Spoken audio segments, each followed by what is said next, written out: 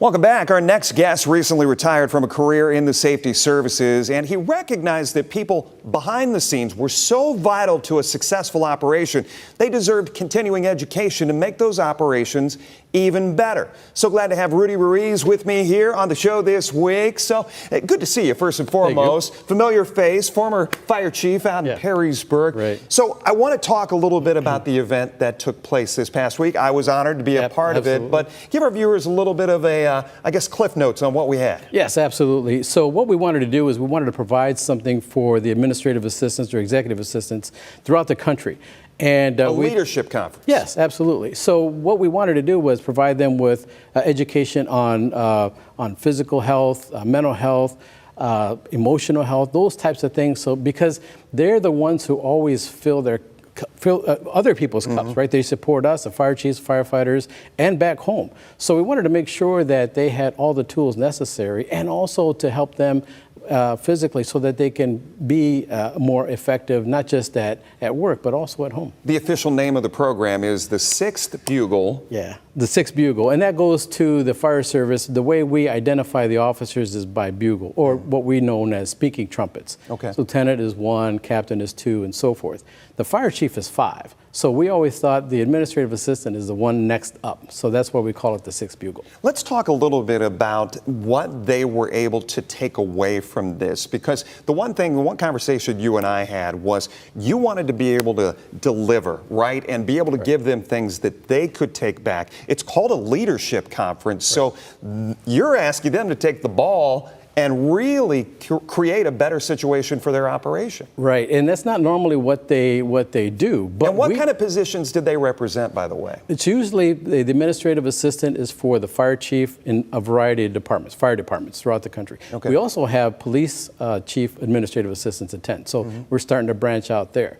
But what we wanted to make sure was that we let them know that we appreciate them. We appreciate the things that they do for the organization, for the community. So we wanted to make sure that they got the tools that they needed, not just for their own job to be more efficient and effective, but to be a healthier person. That's why we talked about, we invited doctors in to talk about your physical health, talk about how to use food, culinary food, as to replace medicine. We talked about some individuals that came, like yourself, to talk about the importance of communication, to stand tall, to command the room, to learn and lead. Listen, learn, and lead. Listen, learn, and lead. Absolutely. Yeah, so that was fantastic. They absolutely loved that. Yeah, and we saw it. That was a takeaway from a lot of the notes that came back. Absolutely. Yeah. And we also bring in Christy Hansler, who talks about emotional IQ. So the reason why that's valuable is because she's gone through a tremendous amount of adversity throughout her life. So she mentions that, right? She becomes exposed and she says, this is what I did and this is how I overcame.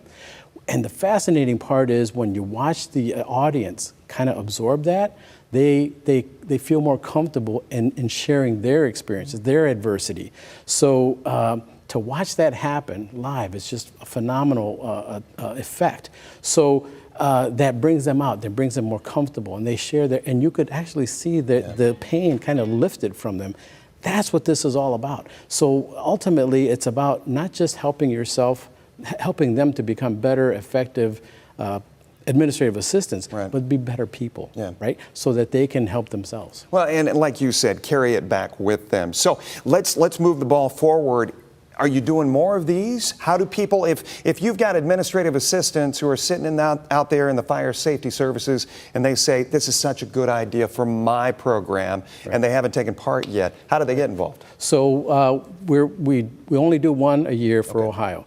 But the beauty of it is we had some folks from Wisconsin come in last year and they said, can you do this for us? Absolutely. So we're going to Wisconsin in a couple of weeks to do it all over again for the entire state. I can't travel there, but I was going to ask. But I thought, well, you did your part and it was very good. But we are bringing in people from all over the country, from New Hampshire, from Wisconsin, Illinois, Indiana, Michigan, Ohio, even as far away as Georgia.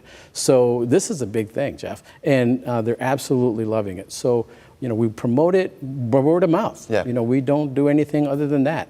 and word seems to get around, and people absolutely love it. Well, I know they took away quite a bit, and it was well done, and 2.5 days of great information. And like I said, you get CE out of the shop, and all of a sudden you got that fire in your belly too. Right. Not a pun intended there, but obviously it gets you fired up to get back and help out. Yeah, and the fire chiefs love it too. They want to be a part of it too. So we created a podcast, and they come in and talk about the wonders of their executive assistants, and they tell us stories about how they benefit the organization and the community, and it's just fantastic. It's become a community in and of itself. Good to see you. Thank you, sir. Continued good luck. Appreciate it. We'll be back right after this.